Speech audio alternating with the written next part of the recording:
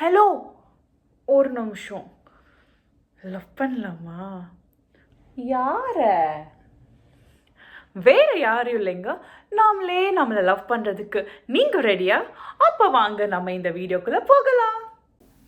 யாவரும் நலம், கொஞ்சம் லவ், கொஞ்சம் கேர் ஃபார் யோர் செல்ஃப். இன்னைக்கு நம்ம பார்க்க போகிற டாபிக் நான் தான் ராணி. உலகத்திலே எனக்கு ரொம்ப பிடிச்ச பொண்ணு யாரு தெரியுமா? நான் தான். I love my self. அவங்க செல்ஃப் லவ். இந்த மாதிரி ஐ லவ் மை செல்ஃப் அப்படிங்கிறவங்க எவ்வளோ பேர் இருக்காங்க இங்கே, இல்லை எவ்வளோ பேர் இல்லாமையும் இருக்காங்க. ஸோ நம்மளுக்கும் ஐ லவ் மை செல்ஃப் வேணும் இல்லை கொஞ்சமாவது. அதை எப்படியெல்லாம் நம்ம I love my self, I love only my self அப்படின்றது எப்படி நம்ம பார்க்கலாமா? செல்ஃப் லவ், சுய அன்பு அப்படின்னா என்ன? செல்ஃப் லவ்னா நம்மளை நான் இப்படி தான் இருக்கேன் அப்படிங்கிற ஒரு விஷயம் நம்மளே அக்செப்ட் பண்ணிக்கிறோம். நான் குண்டாக இருக்கலாம், ஒல்லியாக இருக்கலாம், நான் கருப்பாக இருக்கலாம், சிகப்பாக இருக்கலாம், எப்படி வேணால் இருக்கலாம். ஆனால் இதுதான் நான், இப்படி தான் நான் இருக்கேன் அப்படிங்கிற ஒரு விஷயத்த நம்ம ஹோல் ஹார்ட்டடாக நம்ம அக்செப்ட் பண்ணிக்கிறோம்ல, அதுதான் செல்ஃப் லவ். ஆனால் அது மட்டும் கிடையாது, கூட இன்னொரு விஷயம் சேர்த்திக்கோங்க. இதுக்கு நான் இன்னுமே என் லைஃப்பில் நிறைய விஷயங்கள் நான் டிசர்வ் பண்ணுறேன், அதுக்கு நான் இன்னுமே ஒர்க் பண்ணி அதை நான் அச்சீவ் பண்ணுறேன் அப்படின்றதுக்கு இருக்குது பார்த்தீங்களா, அதுதான் ரியல் செல்ஃப் லவ். இப்போ இந்த செல்ஃப் லவ் நம்ம எப்படிலாம் நம்ம அட்டைன் பண்ணலாம் அப்படின்றத பற்றி நம்ம டீட்டெயிலாக இப்போ பார்க்கலாம். இந்த செல்ஃப் லவ்வில் ஃபர்ஸ்ட் நம்மளுக்கு எது தேவைப்படும்னா ப்ராப்பர் பேலன்ஸ்.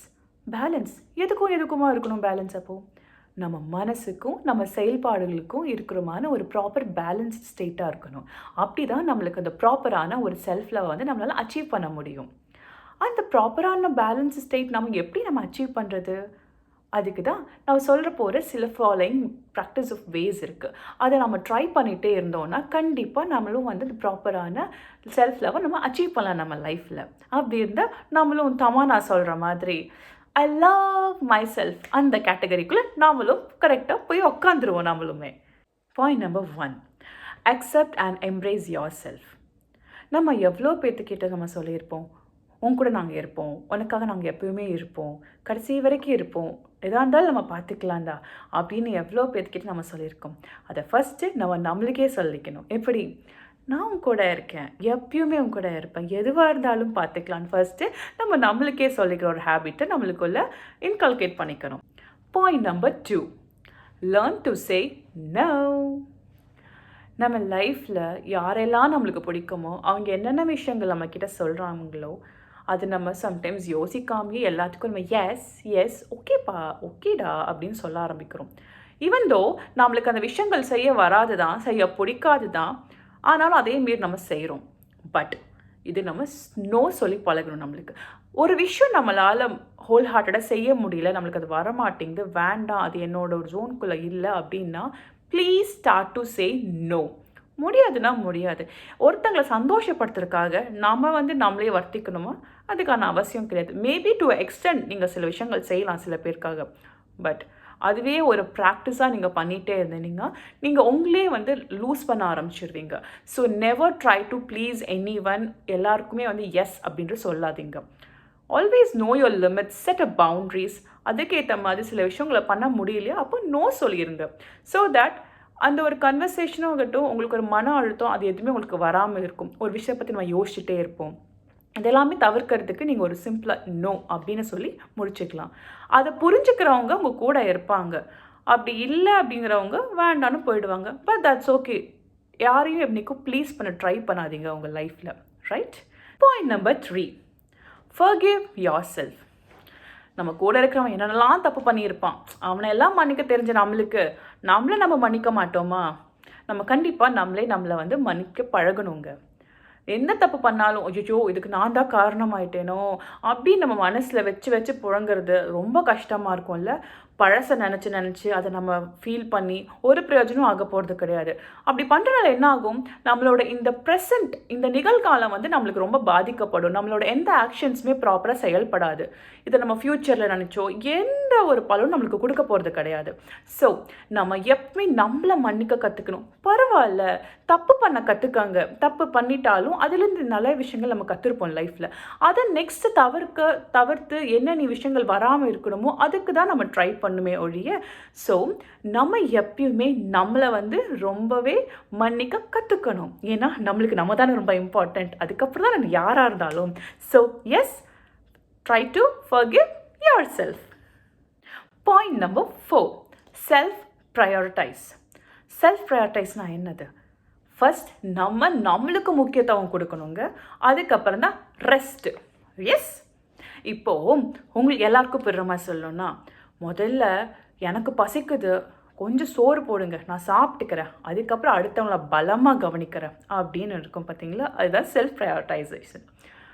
இப்போது அடுத்தவங்க எல்லாத்துக்கும் பரிமாற்றி எல்லாத்தையும் கொடுத்துட்டு நான் எங்கள் பசியில் வாடி வதங்கி கிடக்குறோம், எனக்கு ஒன்றுமே இல்லையே, நான் எப்படி அடுத்தவங்களை இன்னும் கவனிப்பேன், எனக்கு அதுக்கான தெம்பு வேண்டாம். ஸோ ஃபர்ஸ்ட் நம்மளை பார்த்துக்கலாம். முதல்ல சாப்பிட்டதுக்குன்னு இல்லைங்க, நான் பொதுவாக எல்லா விஷயங்களுக்கு தான் சொல்கிறேன். டு த சில எக்ஸ்டென்ட் நம்ம சில விஷயத்துக்காக மற்றவங்கள ப்ரையாரிட்டைஸ் பண்ணலாம். பட் எல்லாத்தையும் மீறி ஃபர்ஸ்ட் நம்மளை தான் ஃபர்ஸ்ட் ப்ரையாரிட்டைஸ் பண்ணிக்கணுங்க. அப்படி பண்ணும்போது you're treating yourself as a queen. கரெக்டுங்களா? நான் தான் ராணி, மகாராணி அப்படின்னு இருக்கும்போது ஃபர்ஸ்ட் நம்மளை நல்லா ட்ரீட் பண்ண கற்றுக்காங்க. அதுக்கப்புறம் தான் next people. Point number 5, never compare. உங்களுக்குன்னு ஒரு யூனிக்னஸ் இருக்குது இந்த உலகத்தில். கரெக்டுங்களா? அதை ஏன் நம்ம வந்து அடுத்தவங்களோட வச்சு கம்பேர் பண்ணோம்? சில பேர் அவன் பாடுறா செமையாக வாழ்கிறான், அவன்கிட்ட அது இருக்குது, இவன்கிட்ட இது இருக்குது, எல்லாமே இருக்குது, நம்மக்கிட்ட ஒன்றுமே இல்லை, நம்மளால் இவ்வளோ தான் செய்ய முடியுமா, அவனால் அவ்வளோ செய்ய முடியுது. அந்த மாதிரி கம்பேரிசனே வேண்டாங்க. நீங்களாக இருங்க. உங்களுக்கான என்ன கெப்பாசிட்டி இருக்கோ அது உங்களால் அதை மட்டும்தான் அதுக்கு பண்ண முடியும். உங்களுக்கு செய்கிற சில விஷயங்கள் அடுத்தவங்களால செய்ய முடியாது. ஸோ அடுத்தவங்க என்ன பண்ணுறாங்க, என்ன செய்கிறாங்கன்றதெல்லாம் பார்க்காதீங்க. உங்களால் என்ன முடியுதோ அந்த விஷயத்த மட்டும் நீங்கள் பாருங்கள். அதில் எப்படி நம்மளை வந்து டெவலப் பண்ணலாம், அதில் என்னென்ன செய்யலாம், அதெல்லாம் மட்டும் நம்ம யோசிங்க. நம்மளுக்கு ஒரு ஸ்ட்ரெயிட் ஃபோக்கஸான ஒரு கோல் நம்மளுக்குள்ளே வர ஆரம்பிக்கும். ஸோ நம்ம அதை மட்டுமே பார்க்கலாம். So never compare any one with your self because you are special. Point number 6, do not let others' opinion to reign you. நம்மளை சுற்றி இருக்கிறவங்க நிறைய பேர் இருக்காங்க, ஆனால் அவங்கெல்லாம் யாரும் வேண்டாங்க, நம்ம கூட இருக்கிறவங்களே போதும். அவங்களோட ஒப்பீனியன்ஸை நம்மளுக்குள்ளே திணிக்க பார்ப்பாங்க. பட் நம்மளுக்கு ஒரு செல்ஃபாக நம்மளுக்குன்னு சில தாட் ப்ராசஸ் இருக்குது. அதைப்படி தான் நம்ம ட்ரைவ் பண்ணணும் நம்மளோட லைஃப்பில்.